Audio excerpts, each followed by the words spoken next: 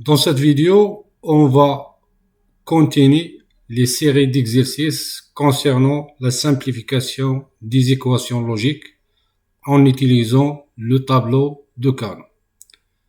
Dans la vidéo précédente, nous avons fait deux exercices pour simplifier des équations en utilisant le tableau de Carnot. Dans cette vidéo, on va voir deux autres exercices. Le premier exercice, on va trouver le circuit numérique qui permet de transformer le code binaire naturel sur 3 bits en code binaire réfléchi, c'est le code gré. Donc, le circuit qu'on cherche dans cet exercice a comme entrée le code binaire naturel sur 3 bits et la sortie, il a 3 sorties qui représentent le code binaire réfléchi.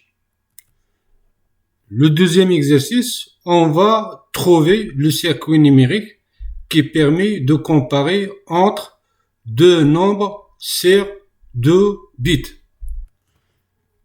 Le circuit qu'on cherche, il a 4 entrées, 2 pour le nombre 1 qui est N1, c'est A1, B1 et 2 pour le nombre 2, N2 qui est égal à A2, B2. Et il a 3 sorties, E, S et I. Si E égale à 1, ça veut dire que les deux nombres sont égaux, N1 égale à N2. Si la sortie S égale à 1, ça veut dire que le nombre N1 il est supérieur au nombre N2. Si I égale à 1, dans ce cas, le nombre N2 il est inférieur au nombre N2. On va commencer par le premier exercice. Donc, pour résoudre cet exercice, la première étape, c'est de dresser la table de vérité ou la table de fonctionnement de ce circuit. Les entrées du système sont A, B, C et les sorties du système qui représentent le code binaire réfléchi, c'est A', B' et C'. Les entrées du système, ils représentent le code binaire naturel. Donc, nous avons les combinaisons suivantes. 0, 0, 0, 0, 0, 1, 0, 1, 0, 0, 1, 1, 1, 0, 0, 1, 0, 1, 1, 1, 0, 1, 1, 1.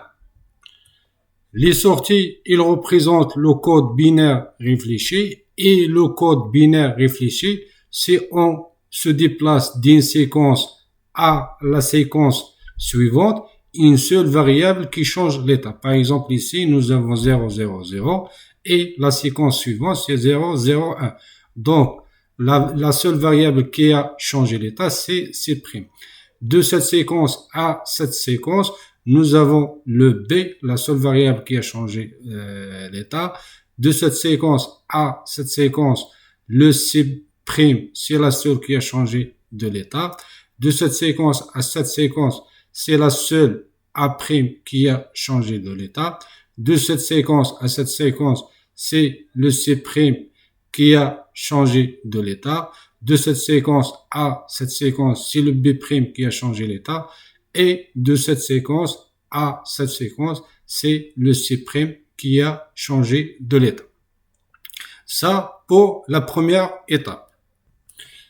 La deuxième étape, on va dresser le tableau de Carnot de chaque sortie. Nous avons 3 sorties, donc nous avons 3 tableaux de Carnot pour la sortie A', pour la sortie B' et pour la sortie C'. Maintenant, on va remplir les tableaux de Carnot. Pour la sortie A', on va remplir par les 4 paquets des nombres. Nous avons ici Ces 4 paquets, ils seront pour la première ligne du tableau de Carnot. Donc, nous avons ici 4, 0. Et le deuxième paquet des 4, c'est pour la deuxième ligne de tableau de Carnot. Donc, nous avons ici 10 1. Ça, pour la sortie A'. Pour la sortie B', de la même façon, nous avons ici ces 4. Ce paquet, il sera pour la première ligne. Donc, nous avons ici 0, 0, 1, 1. Et le deuxième paquet des 4, il sera pour la deuxième ligne. Pour C', de la même façon, nous avons le premier paquet des 4 bits pour la première ligne. Ici, il faut faire attention. Pour les deux derniers bits du paquet de 4 bits, il faut changer leur position. Nous avons ici 1, 0. Donc ici, on va écrire 0, 0, 1. Et de la même façon, pour le dernier paquet, nous avons 0, 1 et il faut changer la position des deux derniers bits du paquet. Donc, nous avons ici, c'est 0, 1.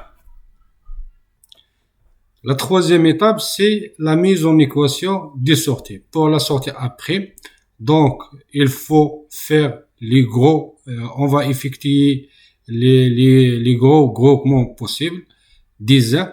Donc, ici, nous avons, je peux grouper ou regrouper ces 4 A. Donc, je vais regrouper ces 4.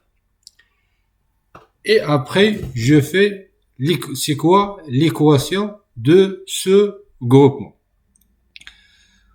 Horizontalement, nous avons le B et le C, il change de l'état deux fois, de 0 à 1 et de 1 à 0, pour B et pour C. Donc, le B et le C n'interviennent pas dans l'équation.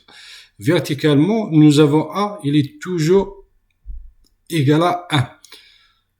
Donc, A, il intervient dans l'équation. Donc, on va écrire A dans l'équation. Donc, A' égale à A.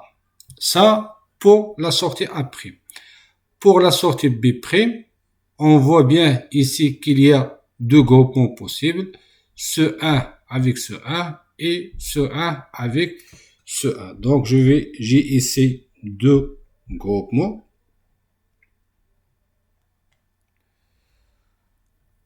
Pour ce groupement, l'équation de ce groupement, horizontalement, nous avons le C, il change de l'état. Donc, le C n'intervient pas dans l'équation. B, il est toujours égal à 1. Donc, je vais écrire B dans l'équation. Verticalement, le A, pour ce groupement, le A, il est toujours égal à 0. Donc, je vais écrire A' dans A bar dans l'équation. Donc, pour le groupement, le premier groupement, nous avons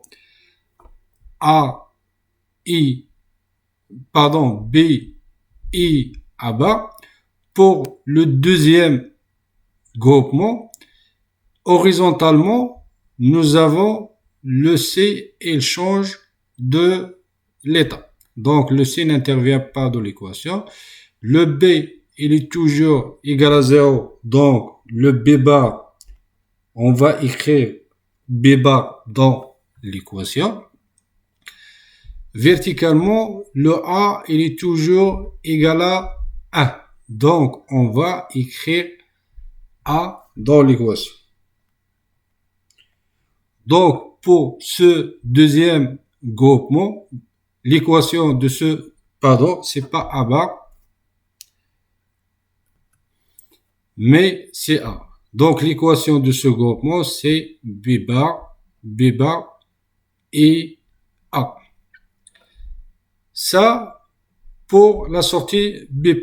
Pour la sortie C', nous avons ici deux groupements. Ce groupement et ce groupement. Donc, nous avons ce groupement, pardon. Donc, nous avons deux groupements en vert et en jaune. Pour le groupement en vert, l'équation du groupement en vert, horizontalement, nous avons le B, il est toujours égal à 0. Donc, le B, on va écrire B bar dans l'équation. Le C, il est toujours égal à 1. Donc, on va écrire C dans l'équation. Verticalement, nous avons A, il change de l'état, de 0 à 1. Donc, on ne va pas écrire A dans l'équation. Ça, pour le groupement en vert, l'équation du groupement en vert, c'est B bar fois IC. Pour le groupement en jaune, horizontalement, B, il est toujours égal à 1 et C, il est toujours égal à 1. Donc, on va écrire B et C dans l'équation. Verticalement, le A, il change de l'état de 0 à 1. Donc, A n'intervient pas dans l'équation. Donc, l'équation de ce groupement, c'est B et C. En fait, l'équation que j'ai trouvée ici, c'est pas une équation simplifiée. Si je vais factoriser avec C ici, je vais trouver à l'intérieur B bar plus B qui est égal à 1. Donc, le C' égale à C. Donc, je peux considérer ces deux groupements comme un seul groupement. Pourquoi? Parce que ces deux groupements, ils sont adjacents. Pourquoi ils sont adjacents? Parce que si je déplace de cette case à cette case, une seule variable qui change de l'état, qui est le B. Donc, ces deux groupements, ils sont adjacents. Donc, je peux considérer les deux groupements comme un seul groupement. Dans ce cas, la sortie C bar, horizontalement, nous avons le B, il change de l'état. Donc, le B n'intervient pas dans l'équation. Et le C, il est toujours égal à 1. Donc, je vais considérer, on va écrire C dans l'équation. Donc, nous avons ici C. Et verticalement, nous avons A, il change de l'état. Donc, on ne va pas écrire A dans l'équation. Donc, dans ce cas, nous avons C' égale à C. Pour le circuit logique, nous avons trouvé que A' c'est A, le B' égale à B et A' ou B bar ou A, donc qui est A exclusif B, et le C, c'est C'. Dans ce cas ici, nous avons les entrées. A' c'est A, B' c'est O exclusif entre A et B, et le C' c'est C. Pour le deuxième exercice qui compare entre deux nombres N1 et N2 sur 2 bits, la première étape, c'est toujours de dresser la table de vérité ou la table de fonctionnement de ce circuit. Nous avons 4 entrées qui sont A1, B1, A2, B2 et 3 sorties E, S et I. Si E égale à 1, ça veut dire que N1 égale à N2. Si S égale à 1, ça veut dire que N1 supérieur à N2. Si I égale à 1, ça veut dire que N1 il est inférieur à N2. On va remplir les possibilités des entrées. Nous avons 4 entrées, donc nous avons 16 possibilités. Et pour entrer toutes les possibilités sans qu'on oublie une possibilité, on va faire la méthode suivante. Pour la première colonne des entrées, on va faire des alternances entre 0 et 1, 0 et 1. Pour la deuxième colonne des entrées, on va faire des alternances entre 2, 0 et 2, 1. Pour la troisième colonne, on va faire des alternances entre 4, 0 et 4, 1. Et pour la quatrième colonne des entrées, on va faire des alternances entre 8, 0 et 8, 1. Maintenant, on va déterminer les états des sorties pour chaque possibilité. Pour la première possibilité, nous avons A1, B1 qui représente le nombre N1 égal à 0, 0 et A2, B2 qui représente le nombre N2 égal à 0, 0. Donc, les deux nombres sont égaux. Donc, le E égale à 1, tandis que S et I égale à 0. Pour la deuxième possibilité, nous avons N1 égale à 0, 0 et N2 égale à 0, 1. Donc, nous avons N2 qui est supérieur. Donc, dans ce cas, c'est I qui égale à 1. Pour cette possibilité et cette possibilité, il est clair que N2 il est supérieur que N1. Donc, pour les deux possibilités, ces deux possibilités, I égale à 1 et E et S égale à 0. Pour cette possibilité, nous avons N1, il est supérieur à N2, donc E égale à 1. Pour cette possibilité, les deux nombres sont égaux. Pardon, dans cette possibilité, c'est pas E qui est égal à 1, mais c'est S qui est égal à 1. Pour cette possibilité, comme on a dit, les deux nombres sont égaux, donc le E qui est égal à 1 et les autres égaux à 0. Pour cette possibilité, nous avons le N2 qui est supérieur, donc le I qui est égal à 1 et les autres égaux à 0.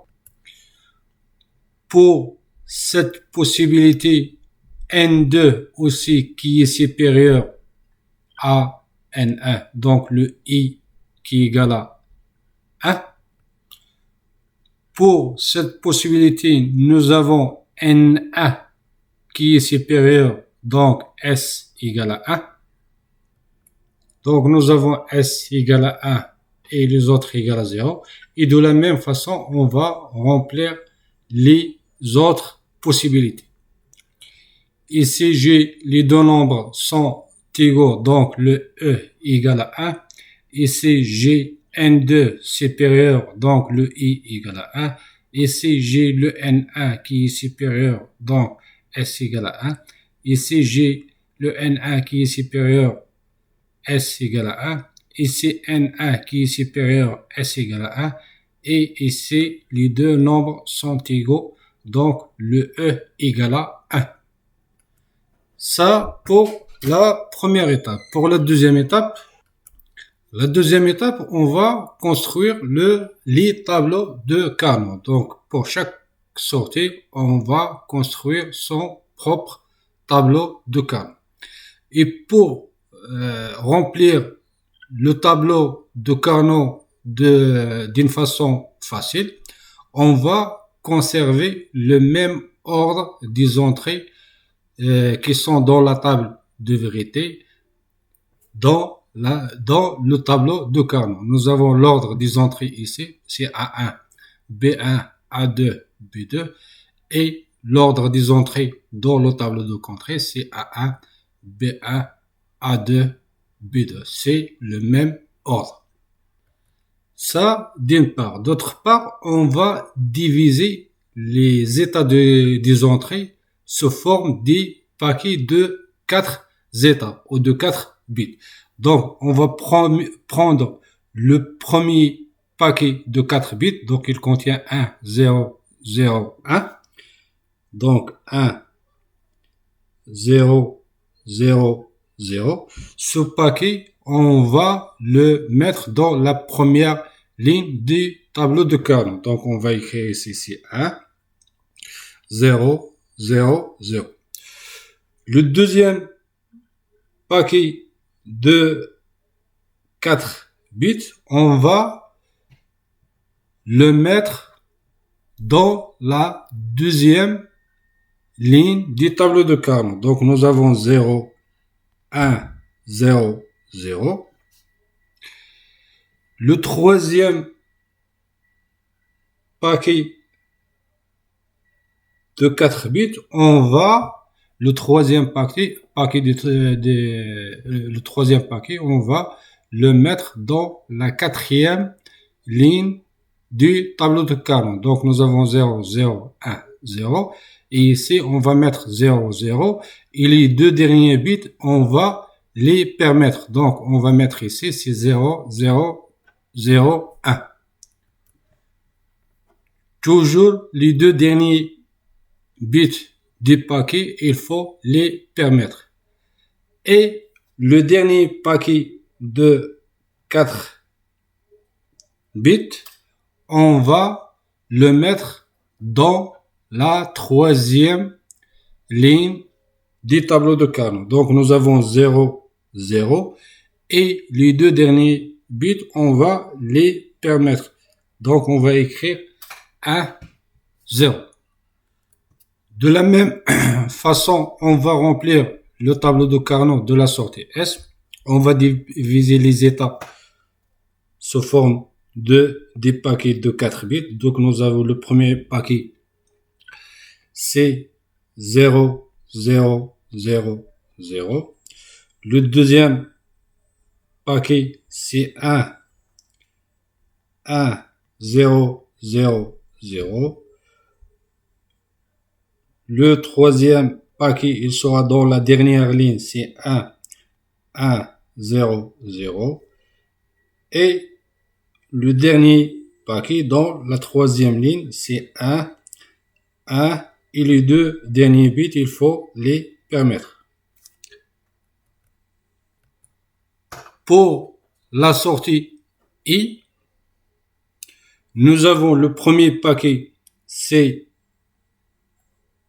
0, 1, 1, 1. Le deuxième paquet, c'est 0, 0, 1, 1. Le troisième paquet dans la dernière ligne, c'est 0, 0. Et il faut changer les deux derniers, c'est 1, 0. Et le dernier paquet, c'est 4, 0. Maintenant, on va chercher les équations des sorties. Pour la première sortie qui est 1, donc on va faire les groupements des 1. Donc, ce 1, je peux pas le regrouper avec un autre 1. Donc, ce 1, il sera regroupé seul. Ce 1 aussi, il sera regroupé seul. Ce 1 aussi, il sera regroupé seul. Et ce 1, il sera regroupé lui aussi seul. Donc, nous avons 4 groupements, jaune, bleu, vert et rouge. L'équation des groupements jaunes. Horizontalement, nous avons, on va commencer par verticalement. Verticalement, nous avons A, il est toujours égal à 0. Donc, on va écrire A1 bas dans l'équation. Le B1, il est toujours égal à 0. Donc, on va écrire B1 bas dans l'équation. Verticalement, nous avons A2, il est toujours égal à 0. Donc, on va écrire A2 bar dans l'équation. Le B2, il est toujours égal à 0. Donc, on va écrire B2 bar dans l'équation. Ça pour le groupement jaune. Pour le groupement bleu, verticalement, le A1, il est toujours égal à 0. Donc, on va écrire 1 A1 bar dans l'équation. Le B1, il est toujours égal à 1. Donc, on va écrire B1 dans l'équation. Horizontalement, A2, il est toujours égal à 0. Donc, on va écrire A2 dans l'équation. Le B1, il est toujours égal à 1. Donc, on va écrire B2 dans l'équation. Pour le groupement vert, A1 et B1, ils sont les deux toujours égal à 1. Donc, on va écrire A1 et B1. Verticalement, A2 et B2, les deux toujours égal à 2. Donc, on va écrire A2, B2 dans l'équation. Pour le groupement rouge, nous avons verticalement A1 toujours égal à 1 et B1 toujours égal à 0. Donc, on va écrire A1 dans l'équation et B1 bar dans l'équation. Verticalement, nous avons A2 toujours égal à 1 et B2 toujours égal à 0. Donc, on va écrire A2 dans l'équation et B2 bar dans l'équation. Ça pour la sortie E. Pour la sortie S, les groupements que je peux faire, donc je peux grouper C4A. Ils vont rester 2-1, C1. Ce 1, je peux le grouper avec ce 1. Et ce 1, je peux le regrouper avec ce 1. Donc, nous avons 3 groupements. Le jaune qui contient 4-1, le mauve qui contient 2-1 et le rouge qui contient 2-1 lui aussi. Donc, on va faire les équations de chaque groupement. On va commencer par le groupement qui est en jaune. Horizontalement, le B1, il change de l'état. Donc, on va pas écrire B1 dans l'équation, tandis que A1, il est toujours égal à 1. Donc, on va écrire A1 dans l'équation. Horizontalement, nous avons A1, A2, toujours égal à 0. Donc, on va écrire A2 bar dans l'équation, tandis que B2, il change de l'état, de 0 à 1. Donc, le B2 n'intervient pas dans l'équation. Ça, pour le groupement jaune. Pour le groupement rouge, verticalement, A1, il change de l'état, donc n'intervient pas dans l'équation. Le B1, il est toujours égal à 1. Donc, on va écrire B1 dans l'équation. Horizontalement, nous avons A2 toujours égal à 0 et B2 toujours égal à 0. Donc, on va écrire A2 bar et B2 bar dans l'équation. Pour le groupement en mauve, nous avons verticalement le A1 toujours égal à 1 et B2 toujours égal à 1. Donc, on va écrire A1 dans l'équation et B1 dans l'équation. Horizontalement, d'ici à ici, nous avons le A2, il change de l'état. Donc, le A2 n'intervient pas dans l'équation. B2, il est toujours égal à 0. Donc, le B2, on va écrire B2 bar dans l'équation. Ça, pour la sortie S. Maintenant, pour la sortie I. Pour la sortie I, les groupements que je peux faire le groupement de C4A. Après, ils vont rester deux 1, ce 1 et ce 1. Ce 1, je peux le regrouper avec ce 1. Et ce 1, je peux le regrouper avec ce 1. Donc, nous avons trois groupements. Le groupement en jaune, en mauve et en rouge. Maintenant, pour des équations du groupement. Pour le groupement, on va commencer par le groupement qui est en jaune.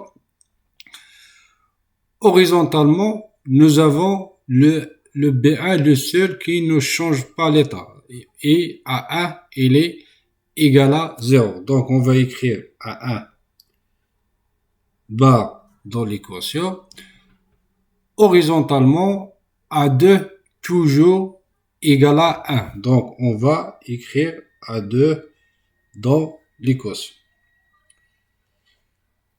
Pour le groupement qui est en rouge, nous avons verticalement A1 toujours égal à 0 et B1 toujours égal à 0. Donc, on va écrire A1 bar et A1 B1 bar. Horizontalement, le A2, il change de l'état, tandis que B2, il est toujours égal à 1. Donc, on va écrire B2 dans l'équation. Pour le groupement en mauve, verticalement, nous avons le A1, il change de l'état, B2 toujours égal à 0. Donc, on va écrire B1 bar dans l'équation. Horizontalement, nous avons le A2 toujours égal à 1 et B2 toujours égal à 1. Donc, on va écrire A2 et B2 dans l'équation.